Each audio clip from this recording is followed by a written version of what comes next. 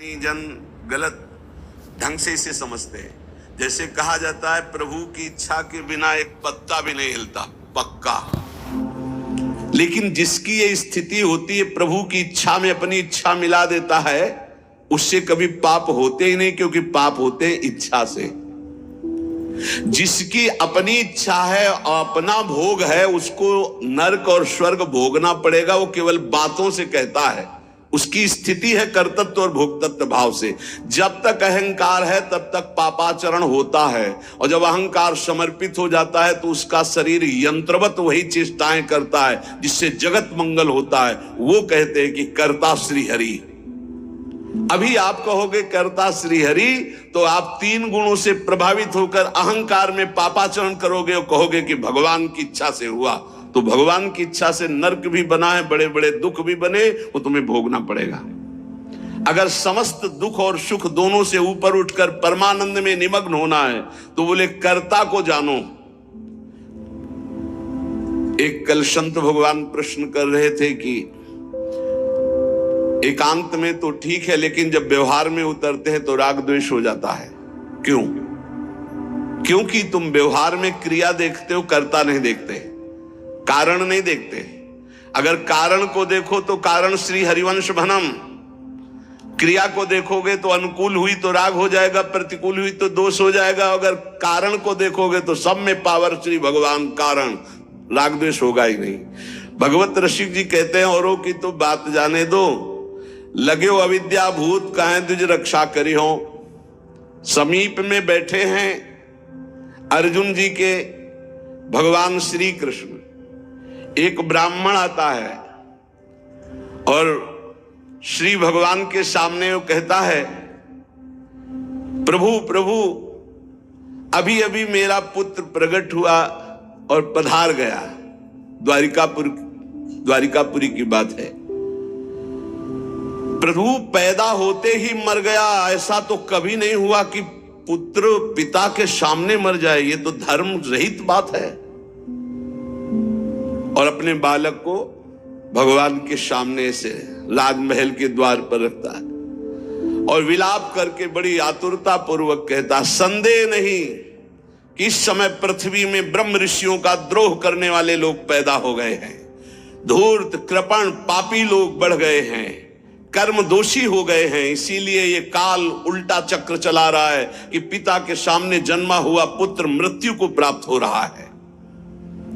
ये राज हिंसापरायण दुष्शील अजितेंद्री प्रजा को दरिद्री कर रहे हैं, कर ले करके दुख पर दुख प्रजा भोग रही है। इसीलिए हमको सामने महान संकट देखना पड़ा।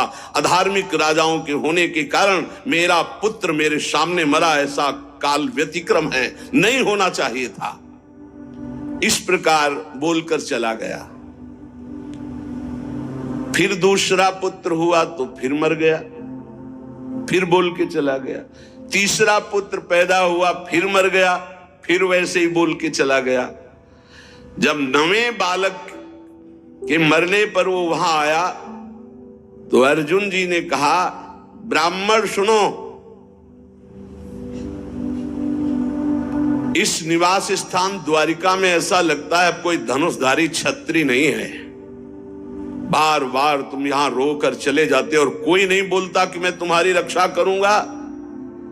क्या है ये प्रजा पालन है? अरे जिनके राज्य में कोई ब्रह्म ऋषि दुखी हो जाए धन से, पुत्र से या किसी अन्य कारण से, तो उसका राज्य नष्ट हो जाता है। जहां साधु वैष्णव ब्रह्म ऋषि दुखी हो जाए। मैं समझता हूं इस समय तुम बड़े संकट में हो, बड़े दीन हो रहे हो क्योंकि तुम्हारे पुत्र मर रहे हैं। मैं प्रण करता हूं तुम्हारे पुत्र की रक्षा करूंगा। कर्ता को जाने नहीं, भगवत ऋषि जी कह रहे हैं। अरे उनका जाओ, तुम बात क्या बनाते हो? तुम क्या पूर्ण करोगे? जब ये श्री कृष्ण और बलराम बैठे हैं तो तुम क्या पूर्ण कर लोगे? अर्जुन से कहा तो वो कह रहे हैं, अहम वा अर्जुनो नाम गांडीवम यस्य वै धनो नाहम संकर्षणो ब्रह्मन्न कृष्णः कार्षणेन च अहम व अर्जुनो नाम गांडीवम यस्य वै धनो। हे मैं कोई संकर्षण नहीं हूं बलराम जी, और मैं कोई कार्ष्णी कृष्ण नहीं हूं। मैं गांडीव धनुषधारी अर्जुन हूं, जो बोलता हूं वही करके दिखाता हूं। जहां दो भाव निकलते हैं कि देखो भाई मैं कोई कृष्ण बलराम तो हूं नहीं, उनका दास हूं। तो भगवान अपने प्रण को चाहे भुला दे, लेकिन दास के प्रण का निर्वाह करते, इसलिए मैं प्रण लेता हूं कि मैं तुम्हारे पुत्र की रक्षा करूंगा। और एक भाव ये होता है कि मैं कोई कृष्ण बलराम नहीं हूं, मैं गांडीव धनुषधारी अर्जुन हूं, जो प्रण लेता हूं उसे पूर्ण करता हूं। ब्राह्मण ने कहा कैसी बड़बड़ करके बातें कर रहे हो। शक्नुवंती तत्कथम नु भवान कर्म दुष्कर्म जगदीश्वरी चिकीर्षसि त्वं बालिष्यात् तन्न सदम्हे वयम।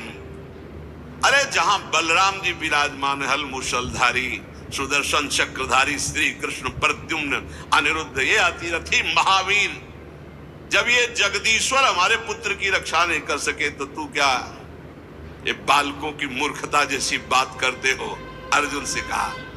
अर्जुन ने कहा फिर कहता हूं मैं गांडीव धनुषधारी अर्जुन हूं।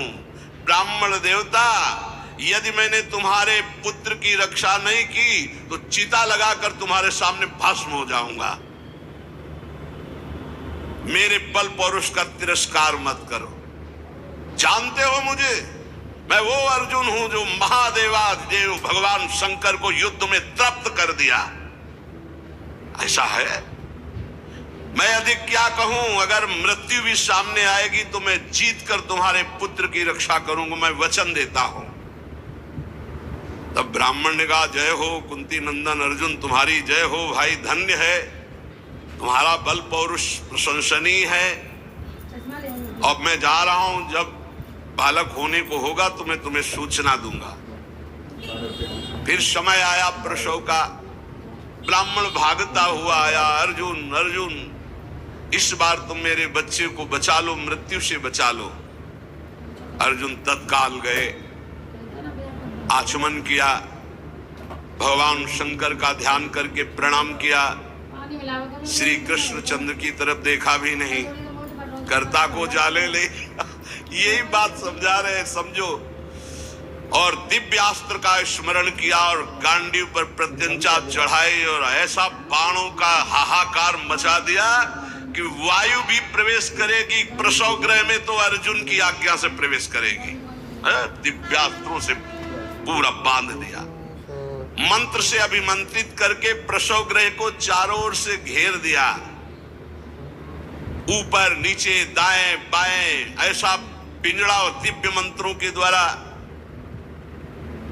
पहले तो कम से कम बालक पैदा होकर के रोता फिर मर जाता था, अब पैदा हुआ ना तो 100 मिला ना आवाज सुनाई दी, गायब हो गया।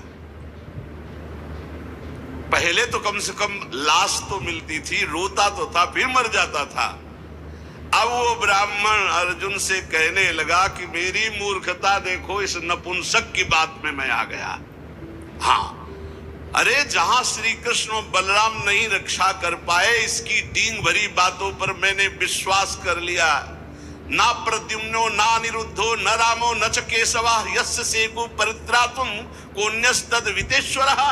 कौन ऐसा है जहां श्री कृष्ण बलराम प्रद्युम्न और अनिरुद्ध नहीं रक्षा कर पाए, वहां और त्रिभुवन में कौन रक्षा कर सकता है। मिथ्यावादी अर्जुन को धिक्कार है, अपने मुंह से बड़ाई करने वाले गांडीव धनुषधारी अर्जुन को धिक्कार है। दुर्बुद्धि मूढ़तावश कहता था कि मैं तुम्हारे बालक की रक्षा कर लूंगा। अब ब्राह्मण तो क्रोध में, देखने को मुंह नहीं मिला लड़के का, पैदा हुआ गायब। अर्जुन ने कहा ब्राह्मण मेरा अपमान मत करो। तत्काल योग बल से यमपुरी गए। भगवान धर्मराज जी ने देखा कि अर्जुन पधारे, बोले इस समय अर्घ पात्र लेने का हमें अवसर नहीं है, हमें ये बताओ कि वो जीवात्मा तुम्हारे यहाँ आया है? बोले हमारी पुरी में नहीं आया। विचार किया कि कहां चला गया जब यमपुरी में नहीं आया। इंद्रलोक, अग्निलोक, नैऋति, सोम, वायु, वरुण सबकी पुरियों में गए। अतल नीचे, अतल सुतल पाताल, तलातल, महातल, इन लोकों में गए, ऊपर के जनलोक, महालोक, तपलोक, ब्रह्मलोक, कहीं भी ब्रह्मा की जितनी रचना सब घूम डाला अर्जुन ने, कहीं वो जीव नहीं मिला। अब आए, अब भगवान श्री कृष्ण की तरफ देखा, प्यारे प्रणाम, अब जा रहे हैं भस्म होने हम चिता में। यही जीव की दशा है जब सब जगह से जहां श्री कृष्ण और बलराम नहीं रक्षा कर पाए, इसकी डींग भरी बातों पर मैंने विश्वास कर लिया। ना प्रद्युम्नो ना अनिरुद्धो न रामो न च केशवा यस्य सेकु परित्रातुम कोन्यस्तद वितेश्वरः। कौन ऐसा है जहां श्री कृष्ण बलराम प्रद्युम्न और अनिरुद्ध नहीं रक्षा कर पाए, वहां और त्रिभुवन में कौन रक्षा कर सकता है। मिथ्यावादी अर्जुन को धिक्कार है, अपने मुंह से बड़ाई करने वाले गांडीव धनुषधारी अर्जुन को धिक्कार है। दुर्बुद्धि मूढ़तावश कहता था कि मैं तुम्हारे बालक की रक्षा कर लूंगा। अब ब्राह्मण तो क्रोध में देखने को मुंह नहीं मिला, लड़के का पैदा हुआ गायब। अर्जुन ने कहा ब्राह्मण मेरा अपमान मत करो। तत्काल योग बल से यमपुरी गए। भगवान धर्मराज जी ने देखा कि अर्जुन पधारे, बोले इस समय अर्घ पात्र लेने का हमें अवसर नहीं है, हमें ये बताओ कि वो जीवात्मा तुम्हारे यहाँ आया है? बोले हमारी पुरी में नहीं आया। विचार किया कि कहां चला गया जब यमपुरी में नहीं आया। इंद्रलोक, अग्निलोक, नैऋति, सोम, वायु, वरुण सबकी पुरियों में गए। अतल नीचे, अतल, सुतल, पाताल, तलातल, महातल, इन लोकों में गए, ऊपर के जनलोक, महालोक, तपलोक, ब्रह्मलोक, कहीं भी ब्रह्मा की जितनी रचना सब घूम डाला अर्जुन ने, कहीं वो जीव नहीं मिला। अब आए, अब भगवान श्री कृष्ण की तरफ देखा, प्यारे प्रणाम, अब जा रहे हैं भस्म होने हम चिता में। यही जीव की दशा है जब सब जगह से हार जाता है तब बोलता है हरि शरणम। पहले नहीं चितवन किया कि प्रभु, तो प्रभु समझा देते। प्रण लेने से लेकर अभी तक भगवान की तरफ नहीं देखा कि रुख क्या है। अब जब चिता में जलने का नंबर आया तब केशव प्रणाम आखिरी स्वीकार करो। तो भगवान ने कहा किस बात का? बोले वो प्रण है ना, तो चिता में जलने जा रहे, तो उनका तुमने अभी पूरे बल का प्रयोग कहां किया? ध्यान दीजिए, तुमने अभी पूरे बल का प्रयोग कहा? तुम्हारा पूरा बल तो मैं हूं। मुस्कुरा दे अर्जुन, यही हमसे गलती होती है। हमारा बल कौन है? आराध्य देव। हम अपने बल की डींग हाँकने लगते हैं, उन्हीं के बल से मिले हुए बल से। हमारा पूरा बल श्री भगवान है। देखो अर्जुन, तुम्हारा बल मैं हूं। जिस समय ये तुम्हारी निंदा कर रहे हैं यही सब लोग प्रशंसा करेंगे और तुम्हारे यश की कीर्ति की स्थापना होगी। करें करावें आप सब, जने बढ़ाई दे, मान लो कर्ता को जानो कौन है। सर्वशक्तिमान भगवान जे भी चिंतन किया, भगवान का दिव्य रथ आ गया। भगवान की दिव्य घोड़े, दारुक नाम का सारथी। भगवान ने अर्जुन से कहा बैठो हमारे रथ में। रथ में बैठे। दारुक ने भगवान के नेत्रों की तरफ देखा, इशारा किया, ले चलो। 7 पर्वतों वाले 7 द्वीप, 7 समुद्र, लोकालोक पर्वत, इनको लांघकर घोर अंधकार, इतना अंधकार कि भगवान के दिव्य घोड़े सैब्य, सुग्रीव, मेघपुष्प, बलाहक, मेघपुष्प बलाहक नाम के चारों घोड़े मार्ग नहीं दिखाई दे रहा। तब योगेश्वरों के भी परमेश्वर भगवान श्री कृष्ण ने जब घोड़ों की दशा देखी तो सुदर्शन चक्र का स्मरण किया। हजार हजार सूर्यों जैसा एक साथ तेज प्रकाशित करने वाले भगवान की दिव्य पार्षद सुदर्शन जी आगे चल रहे हैं। घोर अंधकार में सुदर्शन चक्र से ज्योति ऐसी प्रकट हो रही, सब अंधकार नष्ट होता जा रहा, प्रकाश। ऐसे भगवान के सेवक हैं, ऐसे भगवान के दास हैं। सुदर्शन चक्र के द्वारा बतलाए हुए मार्ग से चलकर अंधकार की अंतिम सीमा में पहुंचे। अब अंधकार के पास इतना दिव्य प्रकाश, प्रकाश ही प्रकाश, जैसे घोर अंधकार ऐसे घोर प्रकाश। अब वहां अर्जुन की आंखें चौंधिया गई, विवश हो गए, नेत्र बंद कर लिए, इतना तेज। भगवान वहां भी सामर्थ्य प्रदान करी अर्जुन को और घोड़ों को भी। उस तेज के बाद महान जलराश, श्याम वर्ण का जल ही जल, अगाध जल। जल पार किया तो तेज आंधी, वायु ही वायु। भगवान की ही केवल सामर्थ्य पहुंचने की और सामर्थ्य रही। अब वायु के प्रवाह में बड़ी बड़ी तरंगें उठने लगी। फिर भगवान ने उसको शांत किया।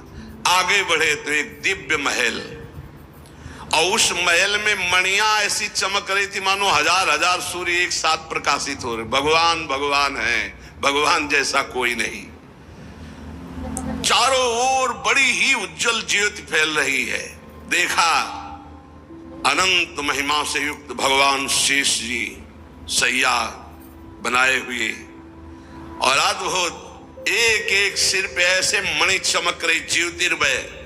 प्रत्येक फण पर सुंदर सुंदर मणियां जगमगा रही। दो दो नेत्र, बड़े ही भयंकर नेत्र, और शेष भगवान का श्रीअंग कपूर जैसा गोरा है। कैलाश पर्वत के समान श्वेत वर्ण, नीले रंग की जीभ और गला नीला, भयंकर नेत्र, फणों पर मणि चमक रही। अर्जुन ने देखा शेष भगवान की सुखमयी सैया पर सर्वव्यापक महान प्रभावशाली परम पुरुषोत्तम भगवान भूमा पुरुष विराजमान है। अर्जुन बार बार श्री कृष्णचंद्र जी की तरफ देख रहे हैं। भूमा पुरुष है तो एक ही, ये कहां ले आए? एक तो ये श्री कृष्ण, एक ये श्री कृष्ण, क्योंकि द्वारिकाधीश भी चतुर्भुज रूप और हरि भी चतुर्भुज रूप। शरीर की कांति वर्षाकालीन मेघ के समान श्याम रंग, अत्यंत सुंदर पीतांबर धारण की, मुख पर प्रसन्नता, कमल जैसे नेत्र, बहुमूल्य मणियों जटित मुकुट, कुंडल कांति, घुंघराली अलकावली, लंबी लंबी सुंदर भुजाएं, कौस्तुभ मणि, वक्षा स्थल में श्रीवत्स का चिन्ह, घुटनों तक माला। वही श्रृंगार जैसा द्वारिकाधीश का, वैसा ही प्रभु का श्रृंगार। अर्जुन ने देखा नंद सुनंद जय विजय ये सब पार्षद मूर्तिमान होकर, पुष्टि श्री कीर्ति अजा, ये चारों दिव्य शक्तियां, रिद्धियां निधियां, लोकपाल, ये सब वहां हाथ जोड़े खड़े हैं। और भगवान श्री कृष्ण भी प्रणाम कर रहे हैं। तो अर्जुन देख रहे हैं कि ये है क्या लीला, अपने आप को अपने आप से, और कह रहे प्रणाम करो, ये अनंत महिमाशाली भूमा पुरुष भगवान है। अर्जुन भयभीत हो गए कि एक तो ये मेरे सखा श्री कृष्ण, दूसरे ये भूमा पुरुष। श्री कृष्ण ने फिर प्रणाम किया और हाथ जोड़कर कहा कि हे भूमा पुरुष, आप कृपा करके आदेश कीजिए। गंभीर वाणी में बोले, हे अर्जुन और हे श्री कृष्ण, तुम दोनों को देखने के लिए मैंने उन पुत्रों का अपहरण किया, मैंने अपने पास मंगाया। तुम मेरे ही अंश से प्रकट हुए हो और धर्म की रक्षा के लिए पृथ्वी पर अवतार ग्रहण किया। पृथ्वी के भार से दैत्यों का संहार कर चुके हो। अब तुम्हें लौटकर हमारे ही स्वरूप में फिर विलीन होना है। तुम पूर्ण काम सर्वश्रेष्ठ हो। जाओ, अभी कुछ कार्य बकाया है, लोक संग्रह के लिए वो कार्य करके पुनः मेरे पास आ जाओ। भगवान श्री कृष्ण भी हाथ जोड़े खड़े, अर्जुन भी खड़े हैं। अति विचित्र भगवंत गति, बड़े बड़े ख्याली। अर्जुन के होश उड़ गए, नए भूमा पुरुष कौन हो गए भाई? ये परम पुरुष तो हमारे सामने खड़े हैं, यही है यही। अगर ये अपने रहस्य को न बतावे तो कोई, इनका एक नाम है अनंत, कोई अंत ही नहीं पा सकता है। अर्जुन और श्री कृष्ण को आदेश किया, सर झुकाकर। अर्जुन देखते जा रहे, सर झुकाकर भगवान कह रहे जो आज्ञा। फिर वो सब बालक वापस कर दिए। उन बालकों के लिए वैसे ही मार्ग से फिर द्वारिका में लौट के आए, और बालक अपनी अपनी आयु के अनुसार बड़े भी हो गए थे। वैसी आकृति रूप क्योंकि पहचान ले, श्री कृष्ण अर्जुन ने उनको समर्पित किया। अर्जुन के आश्चर्य की सीमा न रही। तब उन्होंने अनुभव किया और भगवान से कहा, प्रभु मुझे पता चल गया। बोले क्या? बोले पूरे जगत में जिसके बुद्धि बल, ज्ञान बल, पौरुष बल जो कुछ भी है वो हे श्री कृष्ण केवल आपकी कृपा से है, ये मुझे पता चल गया। यही पता चलना है। इसीलिए रोज सत्संग सुनो। एक बार सुनने से काम नहीं चलेगा। गीता सुनने के बाद क्या कहा था? नष्टो मोहा स्मृति लब्धा, फिर क्या हो गया? फिर मोह। ये हवा है, आंधी है, कभी भी गंदा कर सकती है बुद्धि को। देखो अर्जुन जी ने गीता सुनने के बाद कहा था नष्टो मोहा स्मृति लब्ध, फिर मोह हो गया, मोह माने अज्ञान। फिर कहने लगे कि मैं कोई श्री कृष्ण बलराम, राज फिर बोल रहे आप। इसीलिए निरंतर भजन और सत्संग के लिए महापुरुष जन कहते हैं, जिससे हमारी बुद्धि रोज पावन होती रहे। जैसे पोछा लगा दिया सोने लगाने के बाद और दरवाजा खुला छोड़ दिया तो फिर गंदा होने की संभावना। इस समय हर इंद्रियों को शासन में रखते हुए नाम जप करते, ये परम पद तब प्राप्त होता है। तो इसलिए भगवत रसिक जी कह रहे हैं कि कर्ता कृत जाने नहीं, माने निज करतूती, ते प्राणी दुख पावहीं, लगो अविद्या भूत। ये बहुत जल्दीबाजी में फिर सब बिगड़ जाता है। धैर्य पूर्वक भगवान का आश्रय लेकर नाम जप में लगो, इसी से परम मंगल होता है, इसी से परम लाभ होता है। क्योंकि भगवान शंकर भी जिनका चरणोदक माथे पे धारण किए हुए हैं वो भगवान श्री हरि है। एक बार सरस्वती नदी के तट पर ब्रह्म ऋषि जन यज्ञ कर रहे थे, तो उसमें सब ऋषियों ने कहा कि यद्यपि भगवान ही सब रूपों में है, पर भगवान के किस रूप को सर्वश्रेष्ठ मान लिया जाए।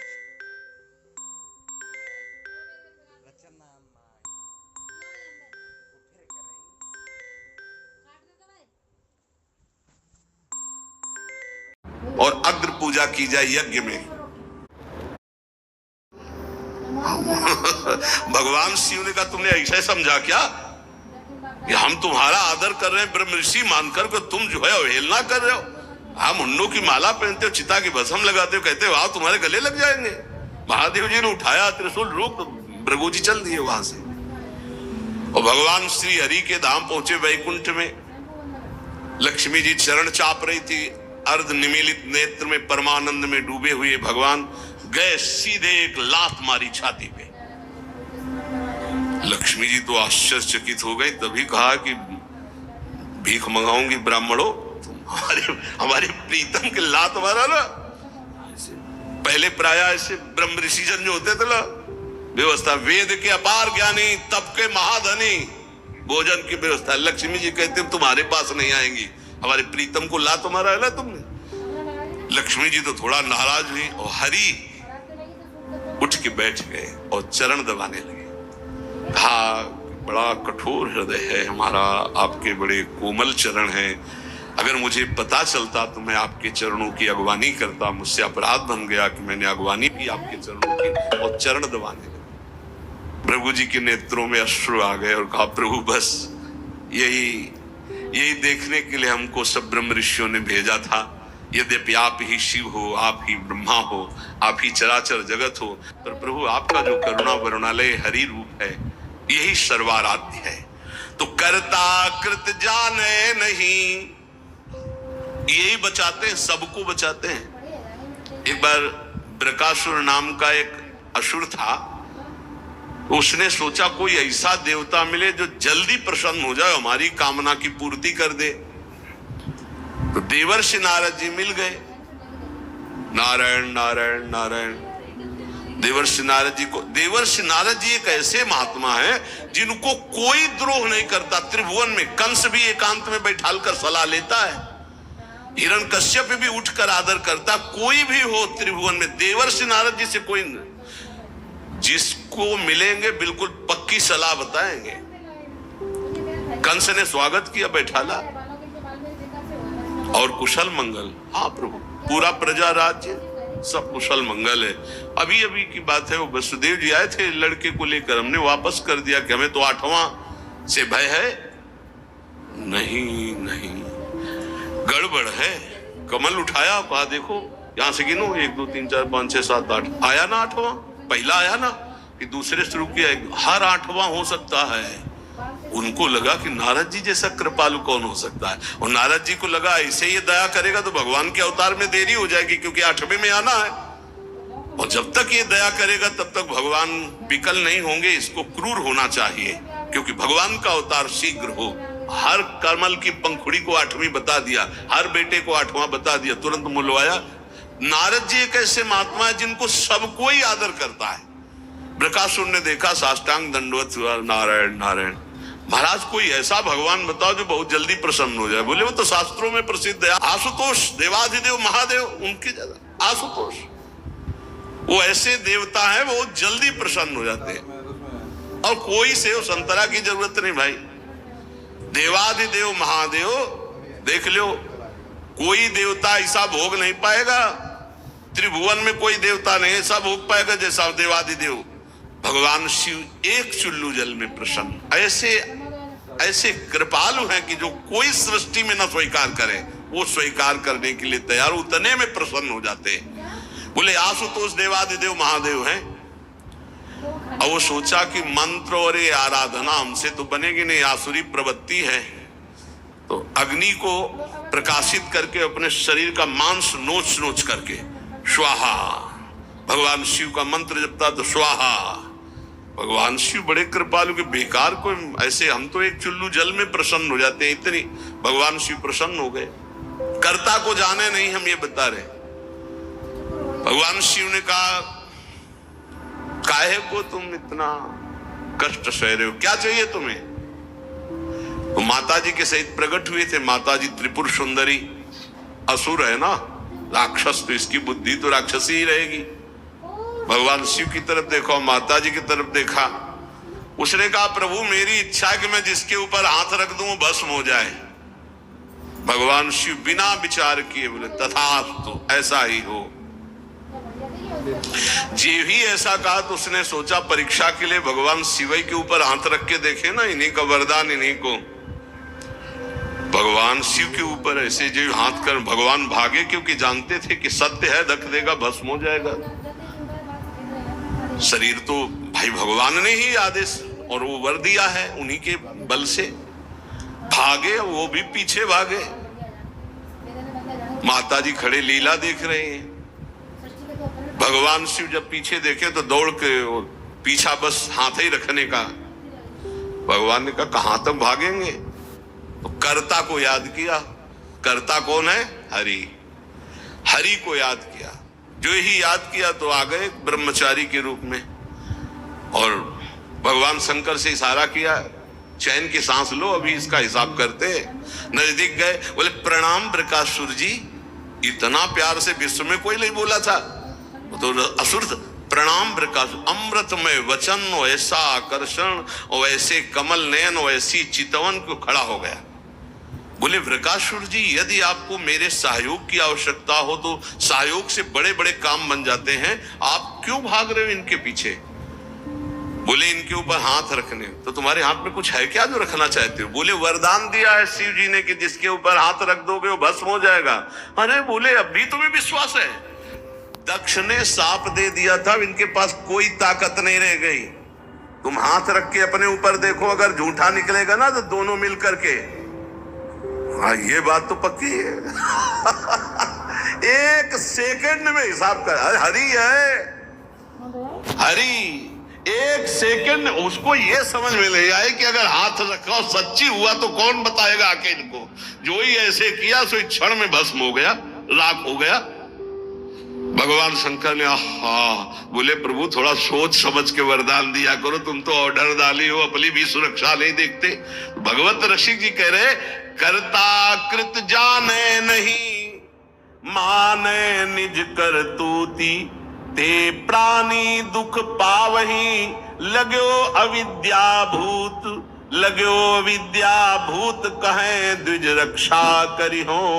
अर्जुन मेरो नाम नहीं, पावक में जरी हो। कर गही श्याम बचाए, बतायो जो शिशु हरता। भगवत रसिक नरेश सकल करतन को करता। इसलिए एकमात्र भगवान की शरण में हो जाओ। जितने कर्म कर रहे हो वो प्रभु को समर्पित कर दो। और रोज एक बार हमारी प्रार्थना है, ये सब याद नहीं कर पाएंगे पर सत्संगी हो इसलिए याद करना, मरना है। ये बात हमारी बात पक्का मान लो, ये हम बहुत बड़ा मंत्र बता रहे हैं। अगर ये एक बार 24 घंटे में एकांत में सोचोगे कि यार मरना है, सब कुछ छूटेगा, जाना है, तो आपका भजन बनने लगेगा, आप कुछ कमाई कर लोगे। अगर ये भूल गए कि मरना है तो मनमानी पापाचरण होता है। मौज लो, जो होगा देखा जाएगा। नहीं, तुम देखने लायक नहीं रहोगे।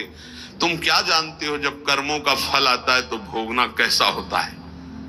नहीं, तुम्हें पता नहीं। इसलिए आनंद में जीवन व्यतीत करने के लिए यावत स्वस्थ मिदम कलेवरम यावत च दूरे जरा। आज शरीर स्वस्थ है तो ऐसा उपाय कर लो कि आपका मन निरंतर नाम जप में लग जाए, बस जीत जाओगे। हर समय नाम जप, बहुत ठौर ठिकाना मजबूत मिल गया है। ये कोई भ्रम वाला मार्ग नहीं है जहां आप लगे हो। ये तस्मात् शास्त्रम प्रमाणम ते, ये कोई मनमुखी मार्ग नहीं है कि अपनी वासनाओं की पूर्ति के लिए किसी नए मार्ग की स्थापना की हो। ये आचार्य परंपरा से, ये सदग्रंथ, सदवाणी, सदव्यवहार, सदाचरण से युक्त ये भगवत मार्ग है। इसलिए हरिशरणम, भगवान के चरणों का आश्रय लेकर निरंतर भजन करो और इसी जन्म में हम प्रभु को प्राप्त हो जाएं, ऐसा उत्साह रखो। शेष चर्चा के श्री राधा वल्लभ लाल की। आप सभी का दिल